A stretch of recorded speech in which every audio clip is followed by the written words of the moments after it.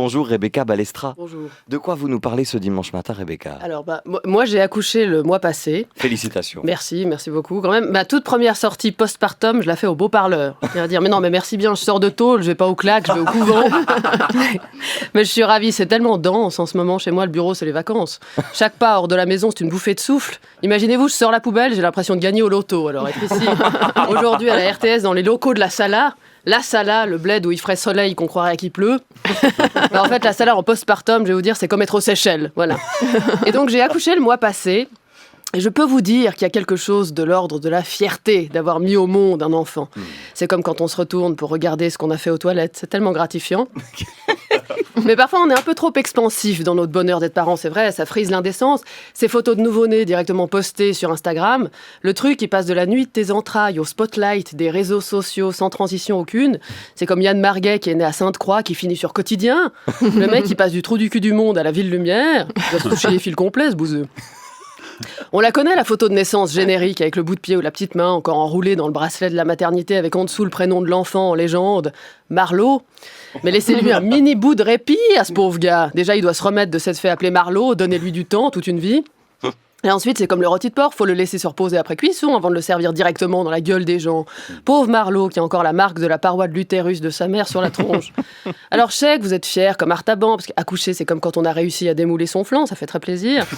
Mais enfin, tant que vous y êtes, postez une photo de votre étron quand il est réussi aussi, succès assuré. Là, vous allez épater vos amis. Mais c'est vrai, qu'est-ce qu'il y a de plus admirable qu'une bonne pêche bien posée? Un beau bronze coulé d'un seul bloc, faut partager ça avec le monde aussi. Le monde mérite de voir un portrait bien tiré de votre chure, Jonas.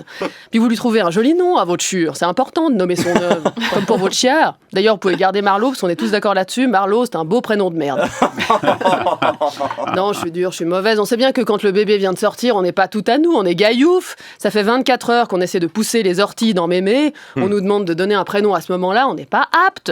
C'est comme de demander à Joe Biden de diriger l'Amérique. Ou à Suzette Sandeau d'écrire un billet d'humeur pour un média de service public. C'est des abus de faiblesse. Suzette, si tu nous entends, c'est que t'as bien mis ton sonotone. Il y a tellement d'hormones et d'endorphines qui partent dans tous les sens. Je sais que c'est dur, mais je vous aide. Alors déjà, vous pouvez foutre tous les prénoms en un. Marcelin, Gabin, Lubin, Marin, Mathurin, Rebecquin. Tout ça, c'est ciao. Puis pour ceux qui attendent 2-3 jours pour ceux qui attendent 2-3 jours pour voir la vibe de l'enfant avant de lui donner son nom, enfin la vibe du truc qui sort, c'est la vibe de quelqu'un qui mesure 47 cm à qui il faut mettre un bonnet sinon il claque. Évidemment qu'on en vient à choisir un prénom de fiotte. Nino, Malou, Mirko, Lilou, franchement, c'est pas lui rendre service que de l'appeler comme un hamster nain. En plus, ça marche pas, on reste pas un gros bébé pour toujours, on garde pas une aura de Lilou toute une vie. Heureusement, sinon on baiserait jamais. Regardez Suzette avec son prénom de crêpe, 133 ans, toujours pucelle. Alors, bon. Suzette, si tu nous entends, Suzette, c'est que t'es pas morte. Non, si on parle de vibe, de prénoms qui correspondraient à notre essence et à ce qu'on dégage, il faudrait vraiment un prénom évolutif, parce que notre vibe, elle change avec les années. On a des phases, comme la lune. Sauf Jonas, qui lui reste le même, c'est tellement rassurant. Il a pas changé d'un iota, lui, il est sorti de sa mère propre comme un sous-neuf, avec sa chemise repassée, son stylo et ses petites notes. Il a dû juste refaire l'aller-retour à l'intérieur, parce qu'il avait oublié son badge RTS dans le placenta. Non, on a des phases, bien sûr. Alain Berset, Alain, il est né chauve, il a eu des cheveux, il a re-été chauve. Maintenant, Alain, il met un chapeau de retraité un peu canaillou, comme pour dire maintenant que j'ai du temps pour moi, je vais aller 3 fois plus aux putes. On est changeant, parce qu'on est vivant, on a même des humeurs. Moi, la mienne change d'heure en heure, de seconde en seconde. Là, j'étais sarcastique. Maintenant, je suis angoissée, parce que faire des enfants, c'est vertigineux. Il n'y a pas de retour en arrière, c'est pour toujours. Comme une chronique radio, pour toujours.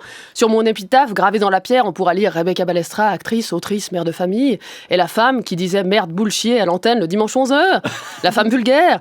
La femme qui porte des couches postpartum, la femme qui perd des bouts d'elle-même, une femme partagée. Parce que faire un enfant, oui, c'est créer la vie, oui, c'est ajouter de l'espoir au monde, peut-être. Mais en vrai, franchement, qu'est-ce que j'ajoute au monde? Des cris, des pleurs et du plastoc, comme si on n'avait déjà pas assez sur Terre. Une femme qui doute, voilà. Une femme vacillante, mais une femme renforcée malgré tout, parce qu'une femme qui a mis au monde une autre femme. Sans péridurale, en plus, prosternez-vous.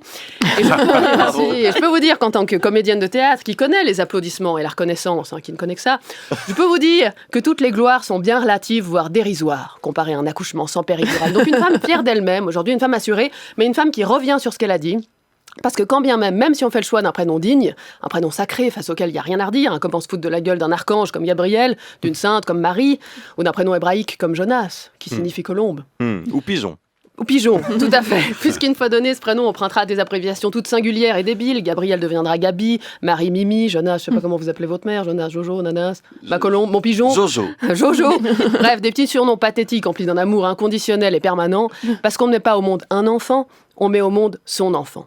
Alors je me moque, mais moi aussi je suis une femme qui paparazzie ses filles, qui leur donne des petits noms secrets, indicibles, qui les porte en trophée, qui parle d'elle à la radio, qui les fout dans l'illustré. Je devais même faire la cover du magazine cette semaine, figurez-vous. Mais finalement, la rédaction a choisi de mettre Yann Sommer en couverture. Oh non. Comme quoi, c'est plus vendeur d'arrêter un ballon que d'en faire sortir un par son vagin. Joli. Beau dimanche sur la première et sur la terre. Merci Rebecca Balestra.